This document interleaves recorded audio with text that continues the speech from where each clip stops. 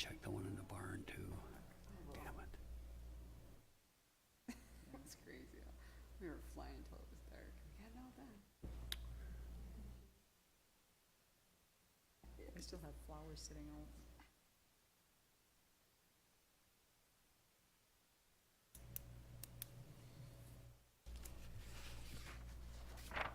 No public comment. Okay.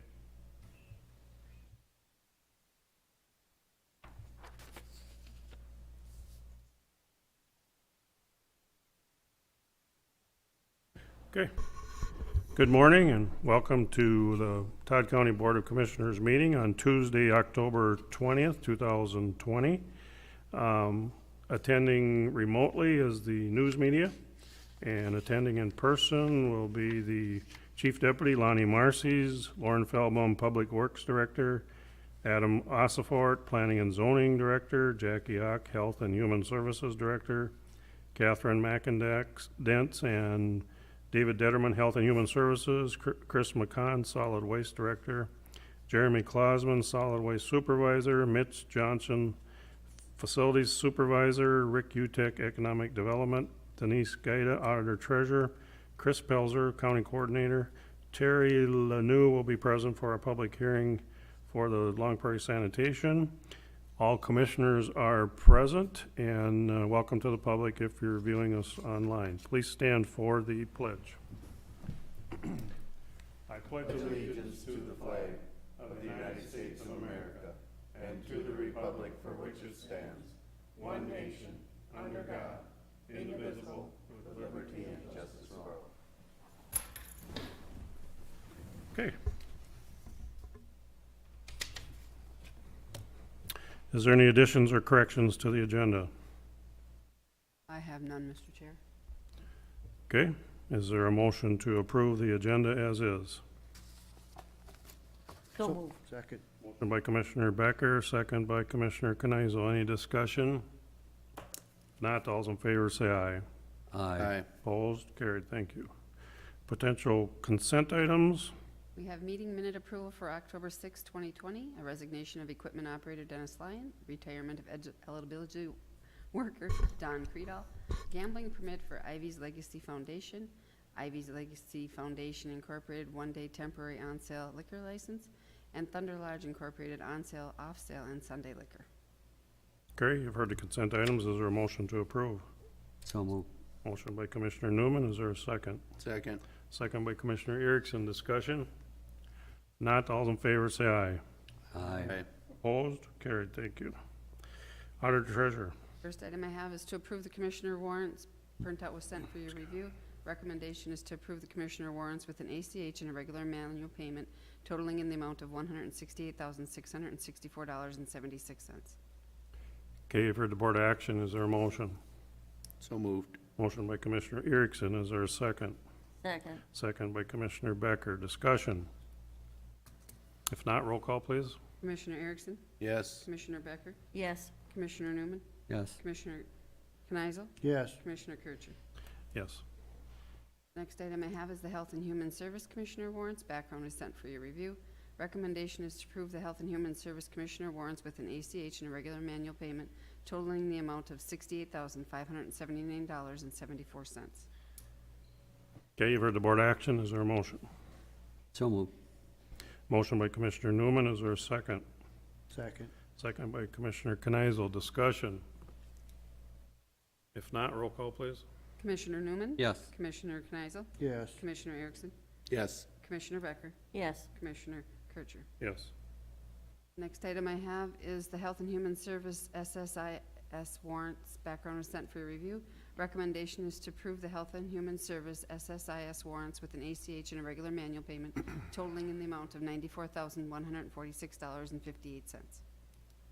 Heard the board action. Is there a motion? So moved. Motion by Commissioner Becker. Is there a second? Second. Second by Commissioner Kneisel. Discussion? If not, roll call, please. Commissioner Becker? Yes. Commissioner Kneisel? Yes. Commissioner Newman? Yes. Commissioner Erickson? Yes. Commissioner Kircher? Yes. Public Works, Lauren. Good morning. Morning. Morning.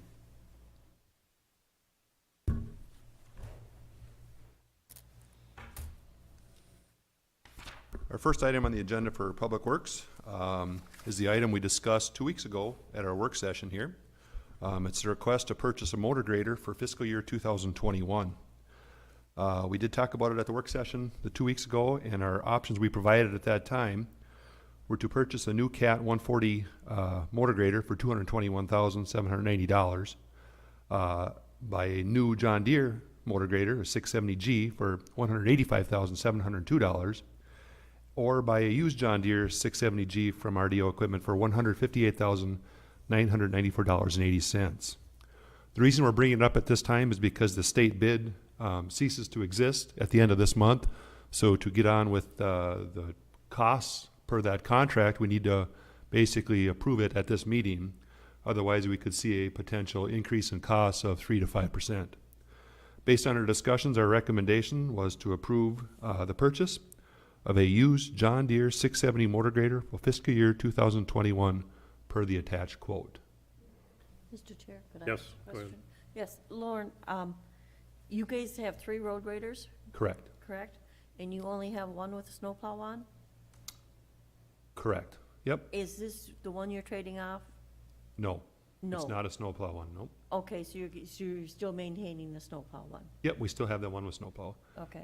Years ago, we used to have, a lot of the motor graders would have snowplow, but unfortunately, they've become basically ineffective for us because of our number of operators. So when we use a motor grader to plow, we have to come back and then do salt sanding operations. Thus, it doubles our time and doubles our costs. So we really got out of that ball game a number of years ago. Okay, and then I have one more question. With us chloriding a lot of our gravel roads, what's the actual need for the road graders? I mean, are we using them as we were in the past or not? No, our number of hours is obviously gone down because of that. So we can extend the life of them than what we used to be. I would say if we weren't doing that, the number of hours we showed on these graphs would probably be another, maybe 1,000 hours Okay, per motor grader. okay, That system has been very effective for us to extend not only the life of the gravel placed on there, but also the motor graders themselves. okay. One more question. Absolutely. These 2 road graders were purchased, were they purchased out of a fund that came through the county? I was told there was 2 road graders purchased through more of a general type fund? Or were these purchased, is this one of the 2 road graders that were purchased at that time? And I'm sorry, I don't know what year that was, Lauren. I believe they're 2011. Okay, And I believe they're a very good deal at the time. And at that time, I believe, if memory serves me correct, I'd have to go back and look to make Yeah. sure. We were going to buy one at that time, but it was such a good deal, the board decided to move on with 2. And I thought they got put into the bond. okay. We But it is one bonded of for- those 2 road graders then? Yes, Okay. yeah. I'd have to look back at, and Denise, do you recall that? Does that sound? Yep. 2011, it was put in with this bond for this. We had extra money on the bonding and Yeah, that's, if we go back in history a little bit, during the economic downturn, in a way to get by, our equipment replacements budget went down to basically 0. Okay, And we were at a point where we needed to start investing in some of our equipment. And to get back on track, I think the board and administration at that time decided to basically bond for 2 motor graders at that time. And that's something we've struggled with in the past, to get away from that type of practice. Thus, just buying it outright from the state bid is probably a better long-term fiscal way to manage our equipment fleet. okay, thank you. Mr. Chair, I have Yes. one question. Is this gonna come with a packer attachment where, to follow up with Commissioner Becker's, with the chloride? It helps pack that road in tight, It does not. It's something we could add on, but obviously there's a more cost. right? It does have the plumbing, I'm gonna use the word plumbing, Right, hydraulic plumbing Hydraulics for to it. the back, yep, where we could add that, but with that comes another don't quote me on this, but it's $20,000 to $30,000 extra Okay. on the machine. Do we have one now that we could use on that? No, we don't have that type of thing. We do have a packer. It's one that's pulled behind Right, a the old tractor. style ones, Yep. yeah. Okay. Okay, you've heard the board action, there's two options, is there a motion for one of them? I'll move number one. A motion for number one by Commissioner Kneisel, is there a second? Second. Second by Commissioner Erickson, any more discussion? If not, all's in favor say aye. Aye. Opposed? Carried. All right, thank you. Our second item on the agenda this morning was just a discussion topic or informational topic I wanted to bring to the board's, make the board aware of it. Is basically we had a deficient bridge on County Road 11, just north of Highway 71 on the west side of Clarissa. It's been on a replacement schedule for a number of years, and we've been aggressively working on putting plans, getting permits, and getting right-of-way set up for this program, for this project. And I recently got word from the state of Minnesota, in the bonding program for bridges, we were awarded a grant to replace that bridge for roughly $213,491. So I thought that was pretty good news for us, so we'll put that into our construction program for our next year, and we'll be delivering that next fall. So just wanted to make the board aware of that we received that grant, and we're pretty happy about that. As bridges are continuing to get older, we continue to try to replace them before they become in an unsafe condition. Okay, thank you. Yep. And our last item on the agenda is a request or recommendation to make final payment authorization for our 2020 gravel surfacing project. And our recommendation was to approve the attached resolution, making final payment to Sanders Construction out of Randall, Minnesota, for $45,398.35. Okay, you've heard the board action, is there a motion? So moved. Motion by Commissioner Becker, is there a second? Is there a second? Second? Second by Commissioner Newman. Discussion. Not, all's in favor say aye. Aye. Opposed? Carried. Thank you. All right, thank you. And we're hopefully ready, knock on wood, for the snow today. And unfortunately, we might have to start plowing, so thank you. I don't think the robins are, because I see a lot of them around. Yeah, but so- our guys are kind of running around all nervous, but All right, for the thank first you. time this year, so Good thank luck. you. Yep. Yeah. Okay, planning and zoning. Oh, wait a minute, I guess we gotta clean it. Aye. I got instructions from Chris to Really? clean it. Yep. I heard you need a little practice. What? All right, have a Doesn't great help day. at Thank home? you. Thank you. Morning. Morning, Chris. Good morning. Or Adam, Chris. Just Go one ahead. item here this morning. Rezoning of parcel 2200-00300. An application for rezoning of this parcel was received on September 4th for rezoning from commercial to R2 zoning. This was reviewed by the Planning Commission on the October 1, 2020 meeting, and the final recommendation from the Planning Commission was to grant the rezoning with no conditions. The option would be to grant the rezoning with no conditions, deny rezoning this parcel, or to remand it back to the Planning Commission for further consideration. The recommendation as developed by the Planning Commission was to grant the rezoning of parcel 2200-00300 from commercial to R2 zoning with no conditions. Any discussion before we act?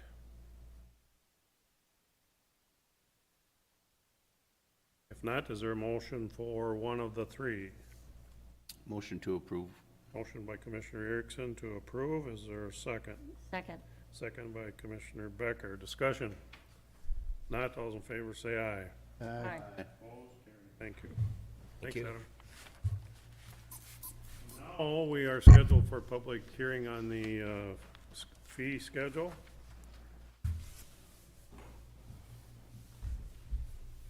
Yes, as we open this up, the county fee schedule, just to notate, in case you're wondering where some changes came, we had the sheriff department do an increase to the prisoner rate, and they just changed their mileage rate to match the federal rate.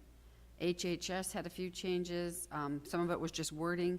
The only the only new item they were adding was a new adoption background study that they never charged for before, and it's a mandate by DHS, so they added that. And then newly added to our fee schedule is the solid waste items. They were never part of our fee schedule, and through the year, we've been talking with them and thought it was a good idea to add them to our fee schedule. So even though they're an enterprise fund, they'll be listed out on the county webpage for people to see.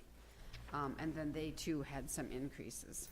Just a question I have, the sheriff is changing his to the federal mileage rate. Can we, have a standard resolution at the beginning of the year that all departments charge the standard federal mileage rate?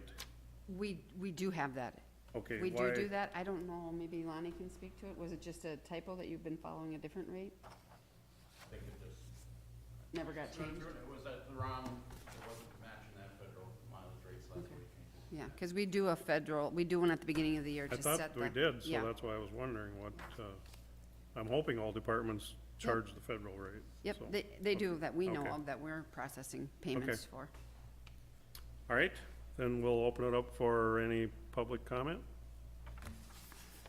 This is in regards to the fee schedule for the county. This does not, the next one is the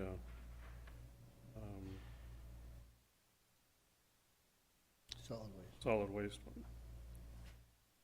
So this is for the county fee schedule. So how long do we have to do this? And if there's no comment, we can just move on, that's fine. We're Right. just, we're You- notating and There's making no it known. email, no phone comments, I nothing? have no comments on this, no, and no emails. Anyone from the audience on that fee schedule? All right, if not, then I will ask for a motion to approve the fee schedule as presented. We don't even need a motion. Oh, we don't? No, We just, public hearing, that we're notating that we're. do we have to have another public hearing? That's maybe what I should have asked. No, So, no, okay. this is just. So we setting our just fee adopt it automatically then? Great. Okay, Through the alright. public hearing process. okay. All right, that will conclude that public hearing. Then we'll go into solid waste and Chris or Jeremy on trading in the Bobcat.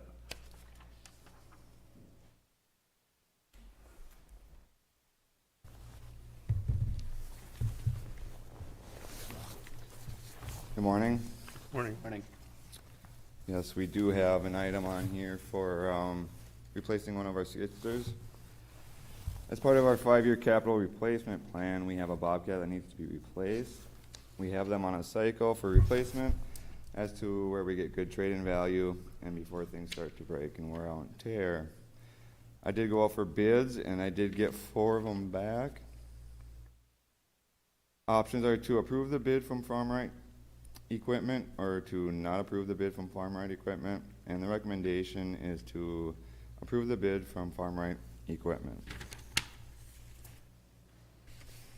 Mr. Chair, if I Yes, could? go ahead. Yeah, hi, Jeremy. Hi.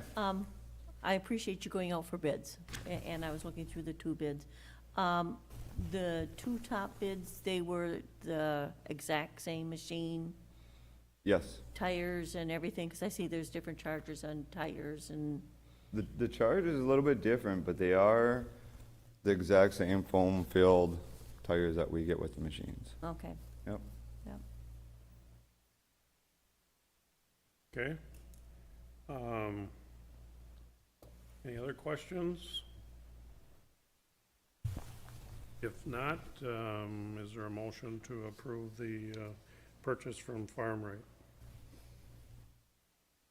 So moved. Motion by Commissioner Canazal, is there a second? Second. Second by Commissioner Erickson. Any more discussion? If not, all in favor say aye. Aye. Opposed? Carried, thank you. Snow pusher.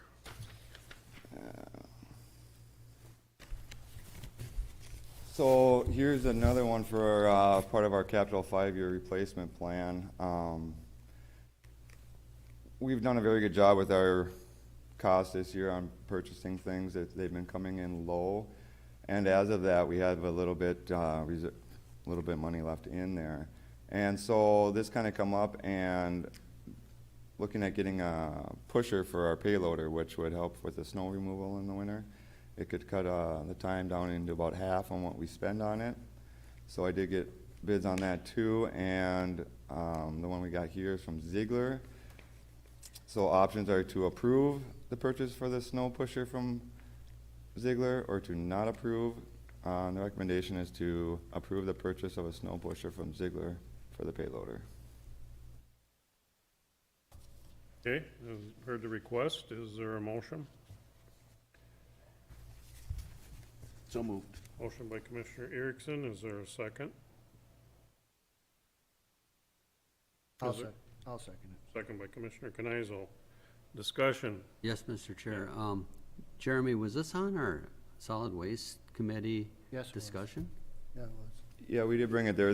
This wasn't actually in our 5-year replacement plan. It just kind of come up here, I don't know, about 2 months ago. The mechanic was out there working on the stuff, going through them, and we just started chit-chatting a little bit.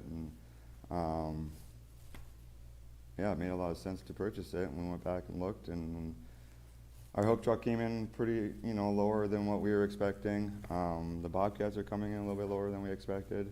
So there's some money there left for what we budgeted for. So Okay. with what I would save on labor in the winter, it makes sense to upgrade a little bit. We did talk about it at the committee meeting. Right, yeah. Any more discussion? If not, all in favor say aye. Okay. Aye. Opposed? Carried, thank you. Now, the amendment to the board, or bond, I'm sorry. Chris? Good morning, Commissioners. Morning. Morning. The Prairie Lakes Municipal Solid Waste Authority, in their last several meetings, have been doing their budgeting, and I've got an attached memo, which I won't read unless you'd like me to, but just the general background is they have voted unanimously to pursue bonding for $2 million for completion of capital improvements. As a member county, Prairie Lakes requires authorization to bond from Todd County's board. The attached third amendment to the finance agreement has been prepared by Ottertail County's bond consultant. It has been sent to your attorney for review. A more detailed description of the need and benefit of a bond is attached as that memo. Okay, have we heard from our attorney? I have not heard back from the attorney, no. Okay. It's the same language as was used. Last year, we did a refund on a bond, Okay. which is a fancy word for actually just lowering the interest rate. And so this is the same language, just instead of saying second amendment, it says third. Okay. Would you like any more just general description of what we're doing this for? Commissioners? I would appreciate it. Certainly. So in the memo, we just described kind of the process we've gone through.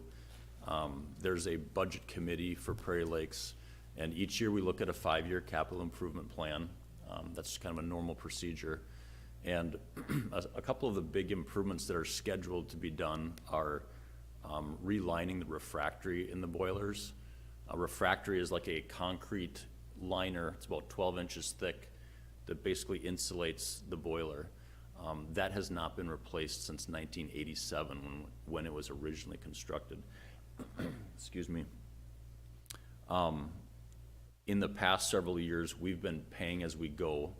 We've set aside our budget was setting aside, I believe it was $500,000 last year and $700 this year, and we did the improvements as we went.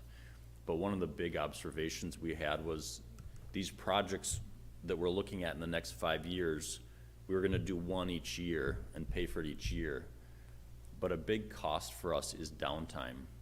So if we had 2 weeks of downtime next year for the refractory, and 2 weeks of downtime the next year for doing our ash removal improvements, instead of doing that, we're gonna do those two projects together.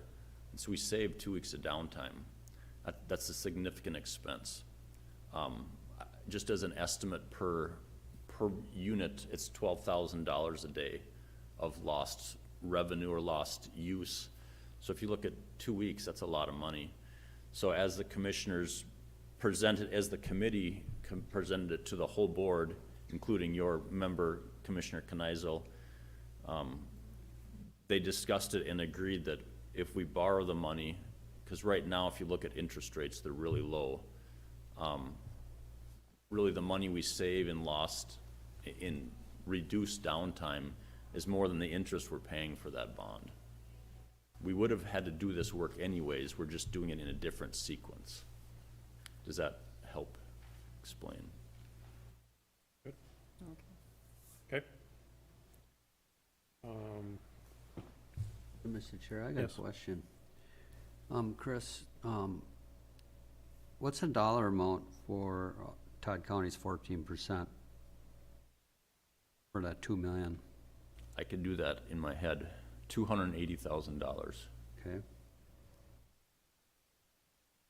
because you're a 14% owner, so I'm doing it out loud. okay, So that's 140,000 per million, that's $280,000. okay. So then we have, our $4 million bonding, depending on if the governor signs it. So then we're gonna have to turn around and bond as a county for more money to complete our solid waste facility out there. So that'll be more money on top of that, and we're probably, looking at a couple million there? The current project, as through that bonding process, as I've heard it evolve, is that the 4 million they gave you are proposed Right, is exclusively for building the transfer station with the new scale and new HHW facility. And so the match for that 4 million is 1.3 on paper for your portion of that project cost. okay, So Commissioner, I think conservatively, you're right. Optimistically, we have the money, but I don't want to promise you that. Let's just say that we'll borrow $1 million.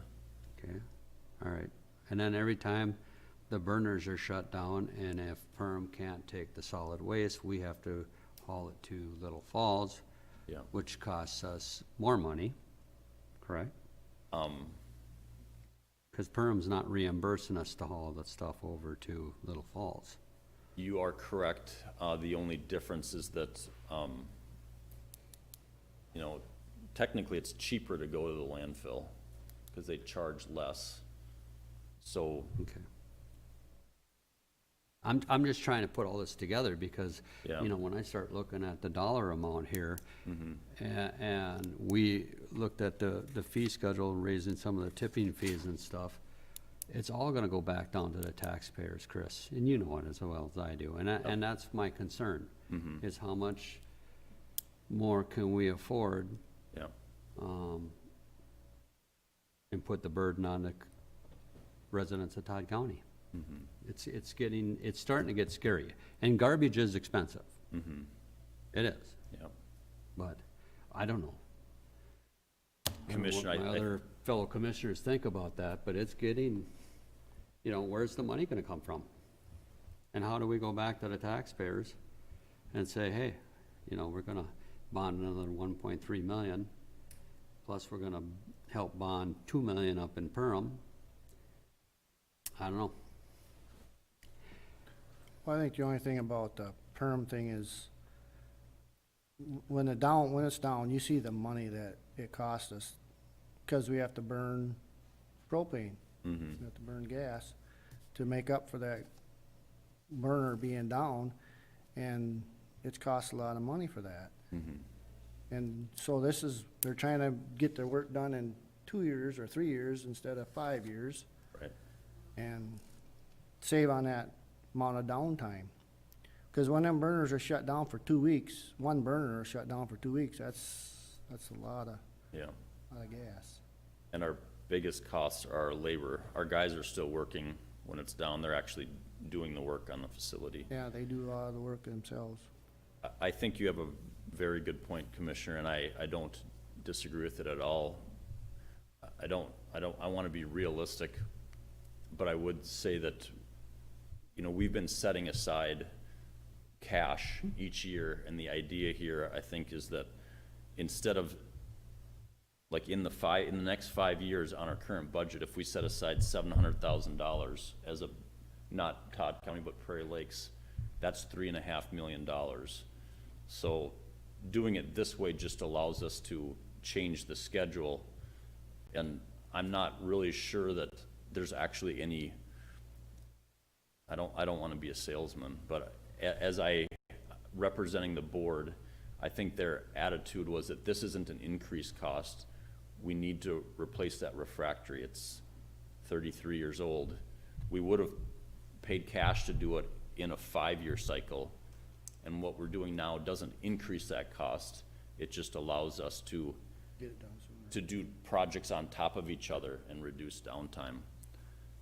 Because I know with the bonding, Douglas County got 5 million, and they're gonna purchase land from Alexandria Technical College and build another facility, I believe for recycling and stuff, so, yeah.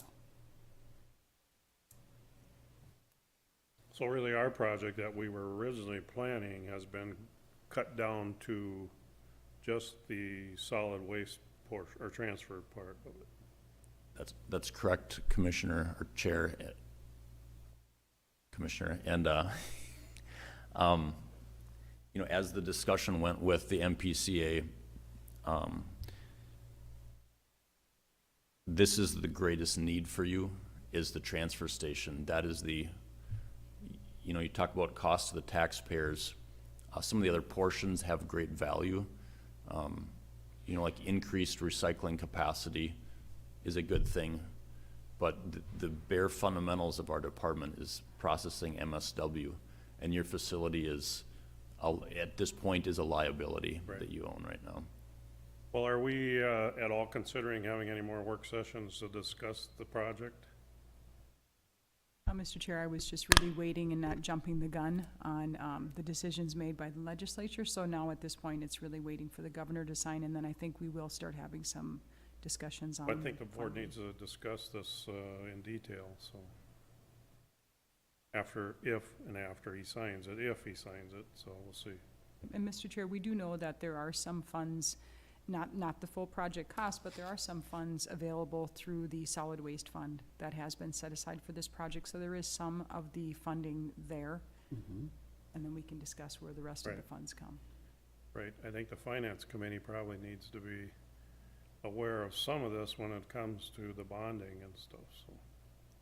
And if we move forward, where the payments, and when and where the payments will come from, so.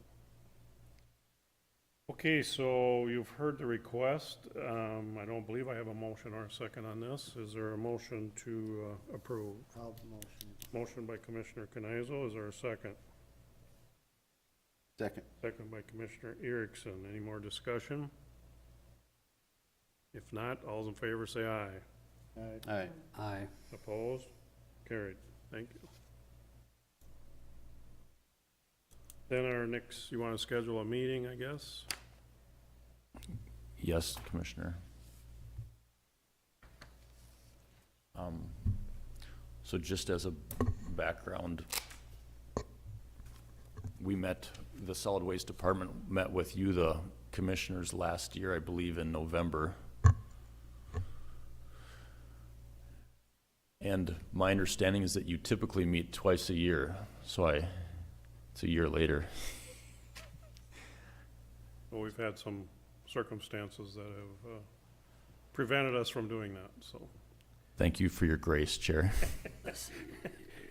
The department respectfully requests your attendance in November, or invites you. Below is a list of time slots for your consideration. We expect to meet at the transfer station unless you would prefer to meet somewhere else. We've got a list there. I think we'll meet here. Too close quarters up there, so. Yeah. Great. Ninth. Well, the 4th and 9th are out for me. We have negotiations on the 4th. On the 4th. So, 12, what do we got going? Wednesday, the 18th. I have soil and water on the 12th. Okay. At 8:30.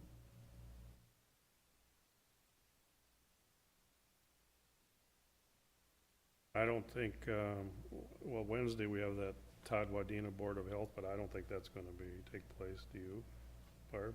Which one? I've got it on the 18th, On the 18th? but we haven't been having them, only by Zoom, I think, haven't we? Mhm.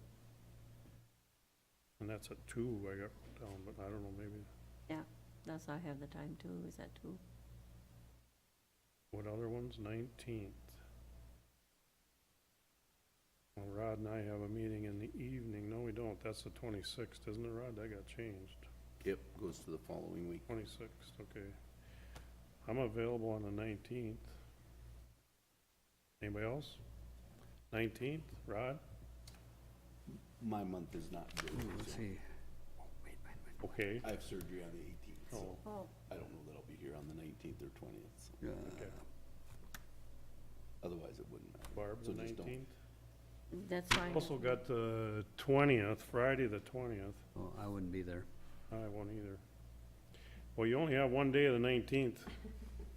Young man, I don't know. Rod can't make it. 18th? If he- Thank you. 19th. Well, 19th, I don't think I'll be around. If I go up north. You that'll be will? The last weekend, yeah. No, No, nope.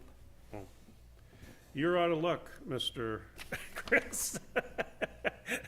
It looks like they don't want to have this Can meeting. it be in December? Or does it December? have- Does it have to be in November? Can we just No. relook at it later? We'd be happy to provide, Back with some dates in December for us. and we'll do that. Either Jeremy can do that or And mine whatever, should so. be pretty open. It's Yep. just not working for me. Okay, thank you. Thank you. All right. Next is, our solid waste designation ordinance public hearing. I think we're a little bit behind here, but, is there any comments, from the public on the phone or in email? I have nothing. No? All right. Are there any comments from the audience?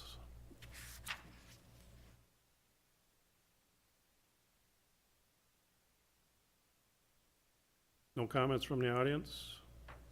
I don't have a choice. Well, you can certainly come up and speak if you'd like. Well, it's, I mean, we almost have to sign it just to get a license of all garbage, so. Okay. Can you state your name, please? Terry from Long Prairie Sanitation. Okay, thank you. This is the first reading of the ordinance. I'm assuming there'll be another one, Second reading is scheduled for November 2nd. November 2nd, which is Monday, the November 2nd. All right, if there's no other comments, board members, we will move on then and have the second reading on November 2nd. 9:30? Second It'll be reading. during your board meeting, yeah, 9:30. Okay. Yep. All right, then, Todd County Tobacco Sales and Access Ordinance, public hearing.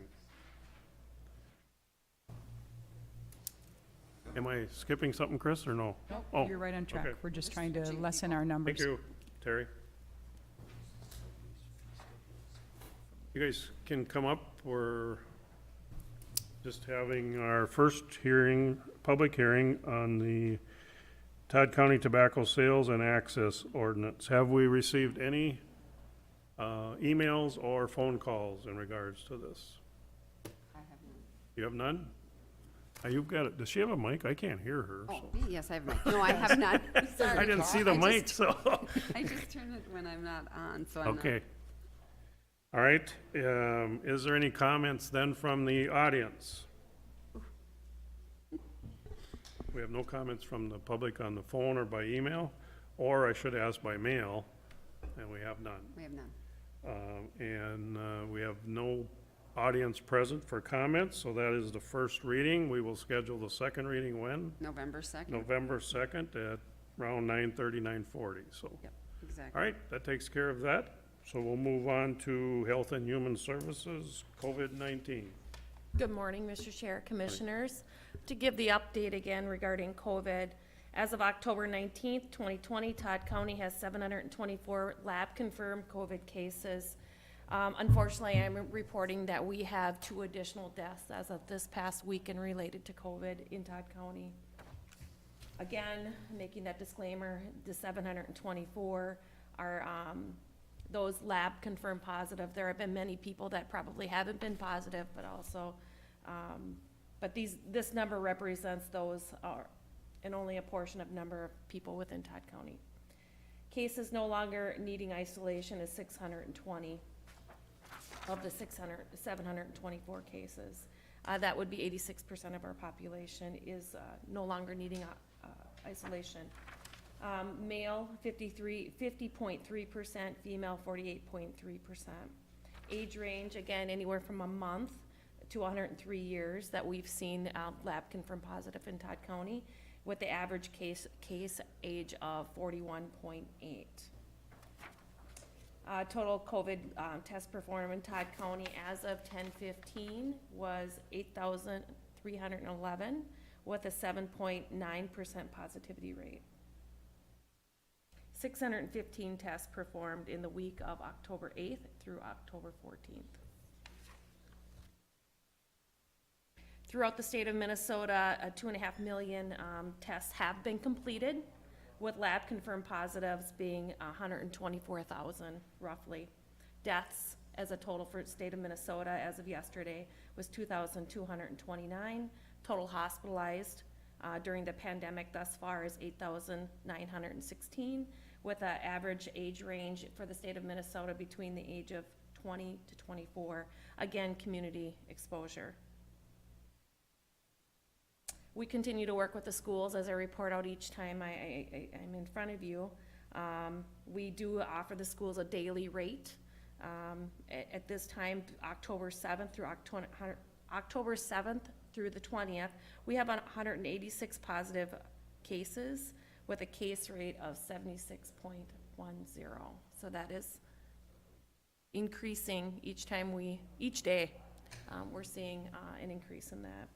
So MDH will be reporting those case rates out, and we are seeing those numbers for October 22nd being 43.78. Again, that snapshot in time is 2 weeks, a 2-week, 14-day period, September 27th through October 10th. And then on October 29th, we anticipate they will report out 74.88 for our schools, which is 123 cases in that 2-week time frame, again, between October 4th and October 17th. Increasing. So we have community exposure. which means what to the schools at that high percentage? Well, it's gonna be up to each school district and their boards to make a decision, but anything over 50, they Yeah. do recommend through the state that it is all distant learning. Okay. Catherine, anything to add? Yeah, and to that point, Dave, MDE is going to be providing more guidance on what the schools should be considering. It's county case rate is one factor, we know that, right? But ours has gone up exponentially. But fortunately, in several of our schools, we aren't seeing school transmission, which means something else. So the 5 points that I believe MDH will be releasing this week, we got wind of last week, is for them to consider their county case rate, right? But then secondly, to look at their zip code. So I've been breaking it down once a week to our superintendents, what their percentage in their zip code, so they can go by zip code as well. And thirdly is to look at school transmission. So are kids getting positive in the school due to being infected by another student or staff in the school?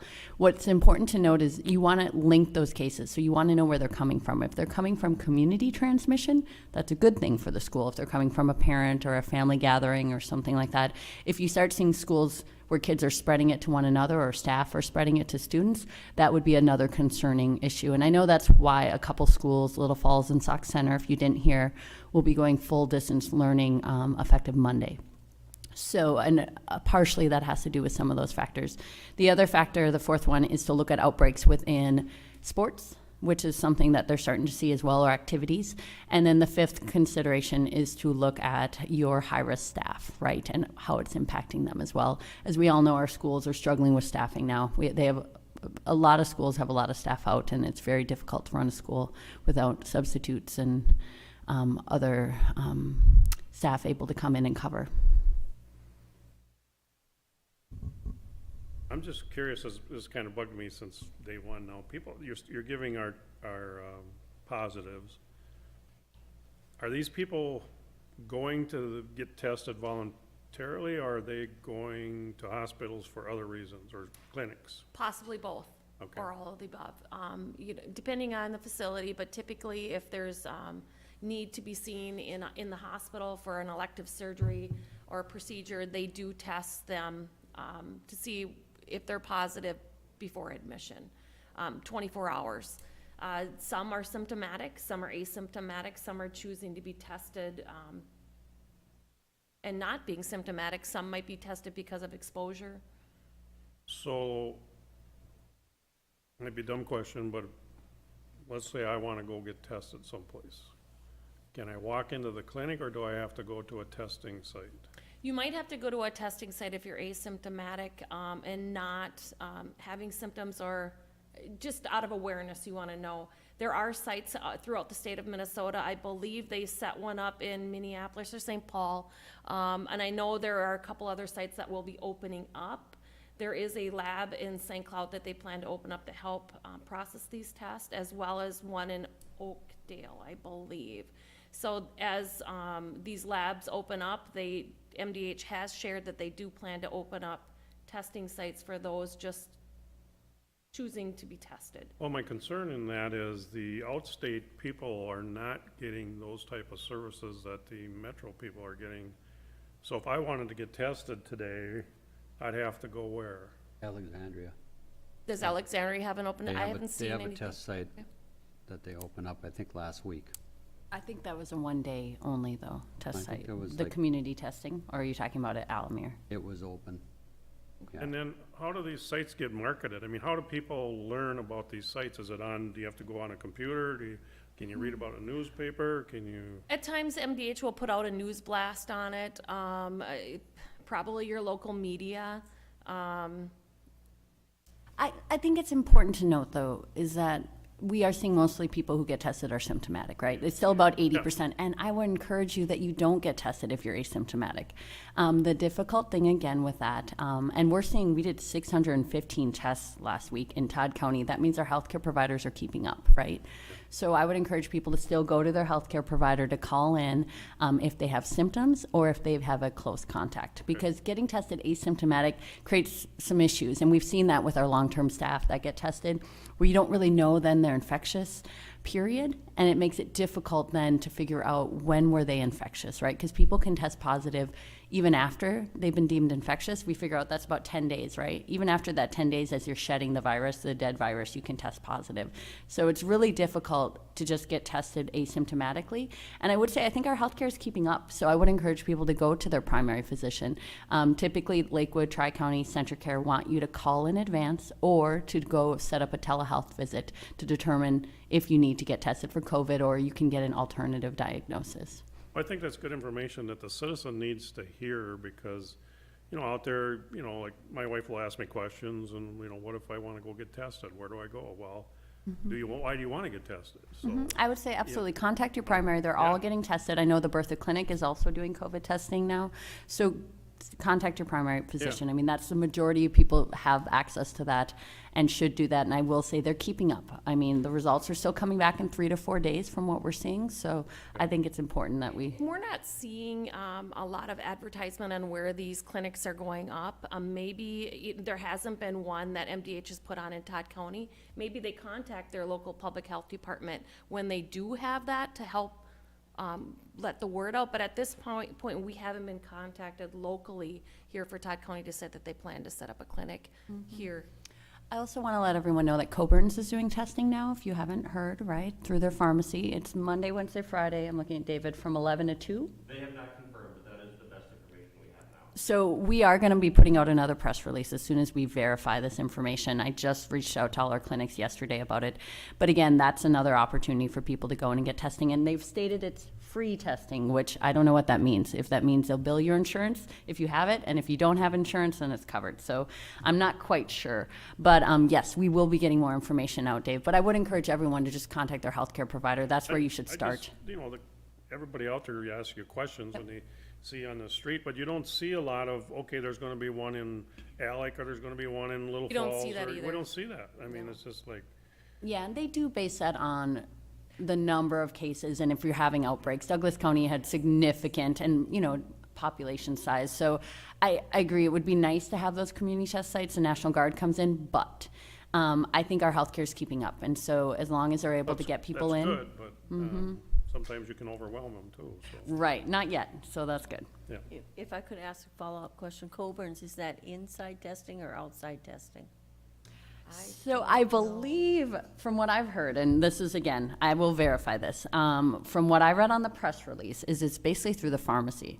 So you drive through, they hand you the kit, you swab yourself, drive-through. you stick it in a container and you put it in a drop box. I That's see the what I've heard. drop box after you go through the drive-through. And the other thing, I know that Lakewood has been running ads on the radio, I've heard them, about going online, filling out a questionnaire, and then them getting back to you as far as the next steps that you should be taking.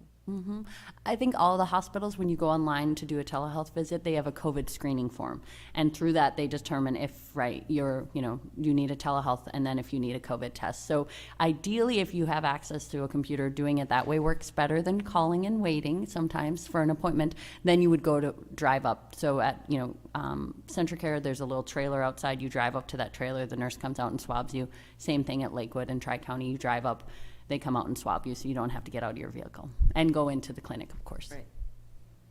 Okay, good. Mr. Chair, I just have one quick question too, and I know the state releases them, and if you can't, you can't. The age categories on those two most recent deaths in Todd County? Is that They were releasable by you or both not? in their 90s. 90s. I will say that. They were both in their 90s. Okay. So unfortunate, and again, we want to remember how important COVID is. I mean, I know that's just our third and fourth death, but we need to remember that, again, we're seeing our older individuals becoming impacted again, and that's a concern. So, Okay, thank you. Appreciate it, guys. yeah, thank you. Okay, I guess our next one is, Chris, County Coordinator. Hey, Mr. Chair, I have a board action this morning for approval of CARES Act funds for Health and Human Services telework capabilities. So the background for this is that there's CARES Act funds available to improve telework capabilities for remote workers due to COVID-19. Funds are requested to provide remote workers with technology to participate in virtual meetings, provide connectivity to county resources, and provide portability to facilitate working both in office and remotely. The options are to approve CARES Act funds for improved telework capabilities for remote workers or to not approve, and the recommendation is to approve this request. Okay, you've heard the request. Is there a motion So moved. to approve? Yep. Motion by Commissioner Newman. Is there a second? Second. Second by Commissioner Canizzo. Discussion? Not. All's in favor, say aye. Aye. Opposed? Carried. Thank you. Mr. Chair, I'll just add to that, the Technology Committee did meet to review this specific board action and also several of the requests that came through the Tech Committee. Some of the smaller requests were just approved, but since this one was a larger request, we brought it forward. Okay, thank you. Then the next standing topic that we have is just discussion on use of CARES Act funds. We do know that the use of these funds is very time sensitive, so sometimes the information doesn't get provided within the full board packet in time by the time it's published. So I do have a board action this morning that is approve Expo Building Addendum Number 3, Arnson Construction.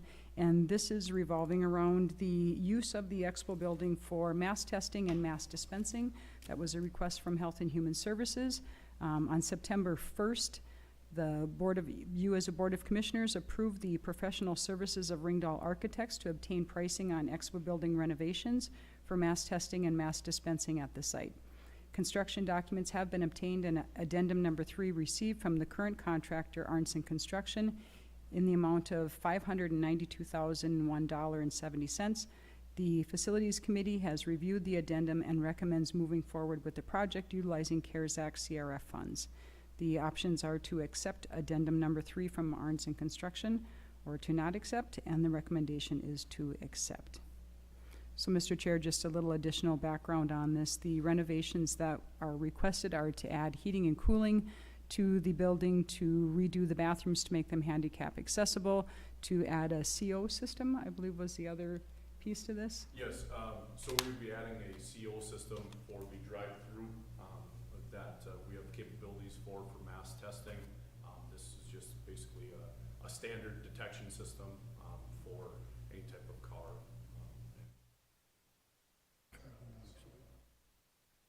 Okay.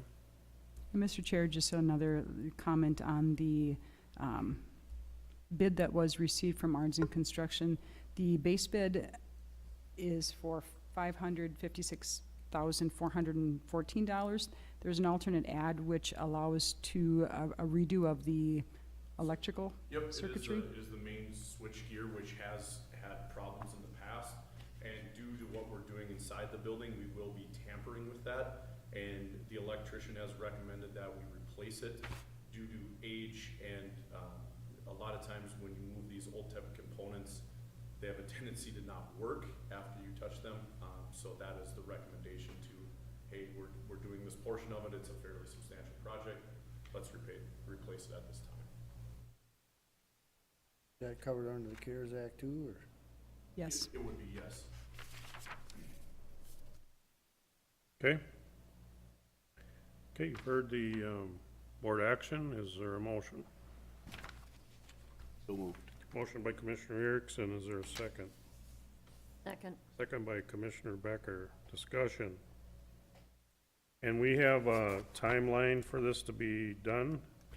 We do, Mr. Chair, and you'll notice on the documentation, there was a date that was put on here that said December 15th. We have made an addendum to that. It is actually December 1st that the project is to be completed. Really? And the contractor is aware of that date and has signed off that they will be ready to go by December 1st. Okay. Then I want to change the subject a little bit to go back to the original expo redoing. We went through the punch list and everything is up to snuff? Yes, on the current project, this is obviously an add-on to the project, but currently we're up to date. They have taken care of a punch list. Everything is in good standards as far as we're concerned. I've been monitoring the building to see how things have been going with any water infiltration or anything else, and everything is working perfectly. It's working like it should. There's nothing that I can see that has any indication that we will have problems in the future. There's always going to be slight things going forward, but we've been addressing some of them as a maintenance department as we go. We've added some things that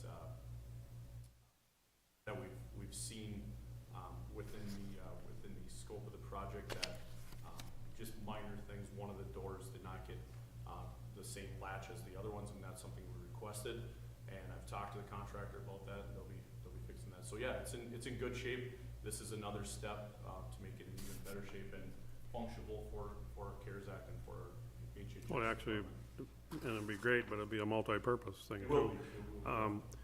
The foam insulation that you did inside the building, will this construction do any harm to that? No, it will not. We will not be tampering the foam insulation. Okay. They will be building another interior wall to house the plumbing and those type of things. So on the plan, all of the toilets now will be located in different positions, and thus they'll be building a wall in front, so we don't tamper with any insulation, any product, and that is truly the best way to go about it. So That was one of my concerns, to do any damage to what we've done already, so. no, it will be doing no damage to that. It will be, in fact, helping with some of the moisture problems and some of the problems we've had in the Yeah. past. So that'll be Probably prevent it from sweating in there. so. absolutely. Mr. Chair, we've also had discussion on the cement slabs that will go out to the west. Yep, the location. So the location of the cement slabs, and on the bid, it says rooftop units, but those, it's more of a packaged unit, if you wanna call it. We'll do the heating and cooling together. They will be located on the north and south side of the large door, the large overhead door to the west. So if you're on the west end of the building, there will be a cement slab that will house both units to properly heat and cool the building. They'll be on the ground, they'll be fenced in, so individuals can't tamper with them, those type of things. So it'll be good location, basically the only location that would be purposeful. And then there'll be exposed ductwork that'll be insulated, and then we'll go in the building, and they'll be using a sock-type product on the inside for the ductwork in the main area. And that product is put in there to resist penetrations by other things, have you, so if something would hit it or direct hit it, it won't puncture it, so. Okay, good. All right, anything else? If not, all those in favor say aye. Aye. Opposed? Carried, thank you. Okay, Mr. Chair, I just have one other update for the board. Just to update on the second round of the grant program for the small business and nonprofit grants. To date, we have received, as of yesterday, we have received 80 applications for this second round.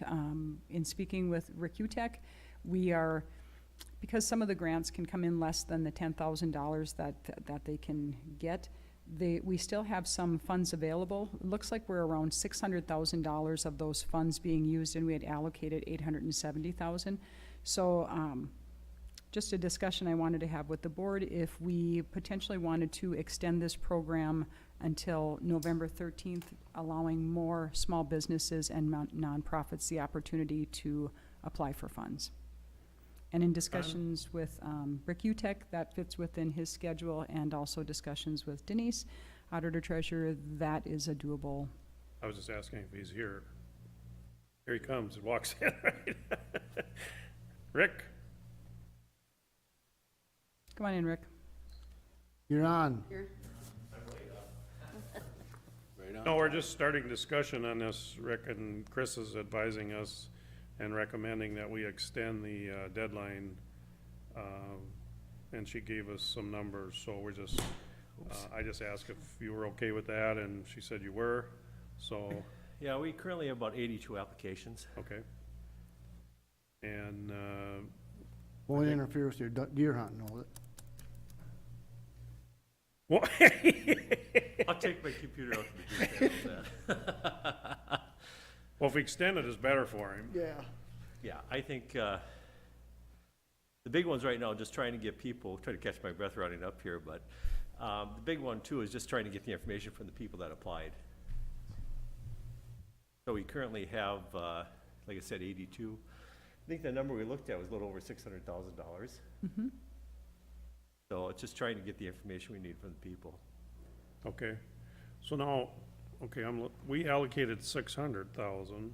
In the first round, Mr. Chair, we allocated $600,000, and we actually pushed out 109,000 Yes. out of that, so we had a very low response. Okay, So with that amount and with the other funding that we had available, it came to $870,000 that was available.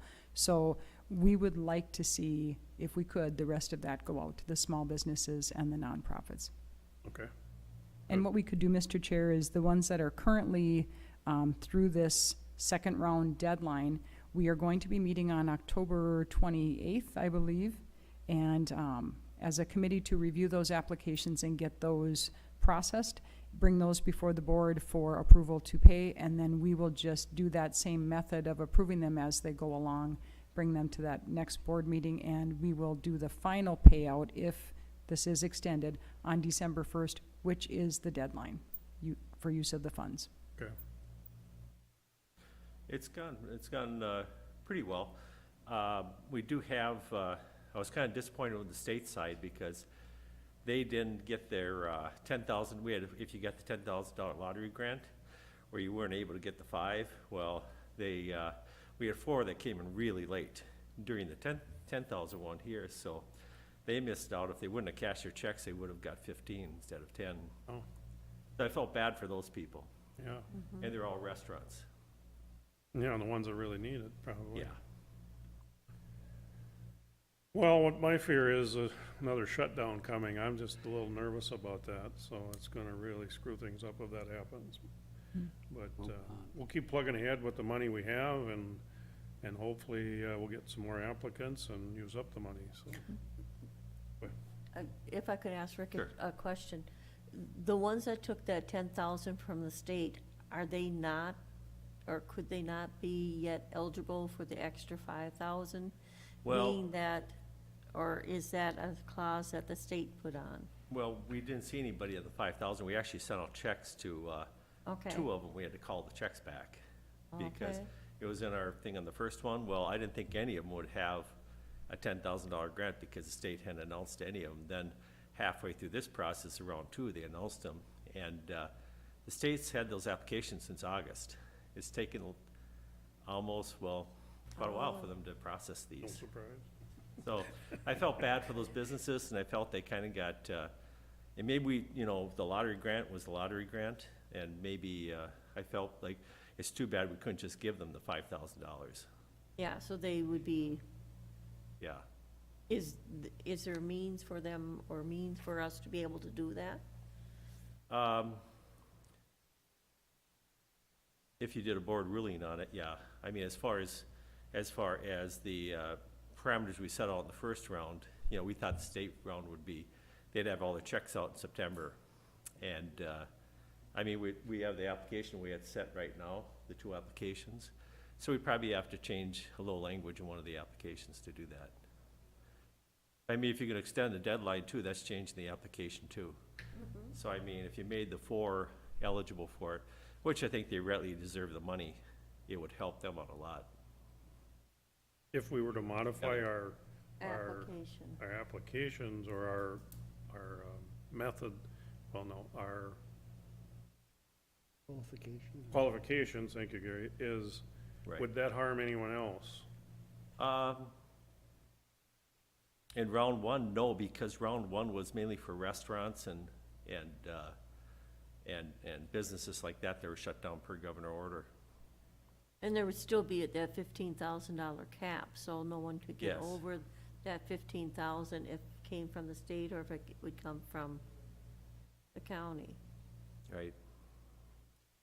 If I could have caught them before they cashed it, they would have done it, but we didn't expect some of the checks to come out this late from the state. And they didn't know about that they got the grant either, though. I mean, they didn't know about they got the grant. That's why they applied for the 5,000, probably, Right. yeah. Yeah, it came after the fact, after we'd already approved the $5,000 grants.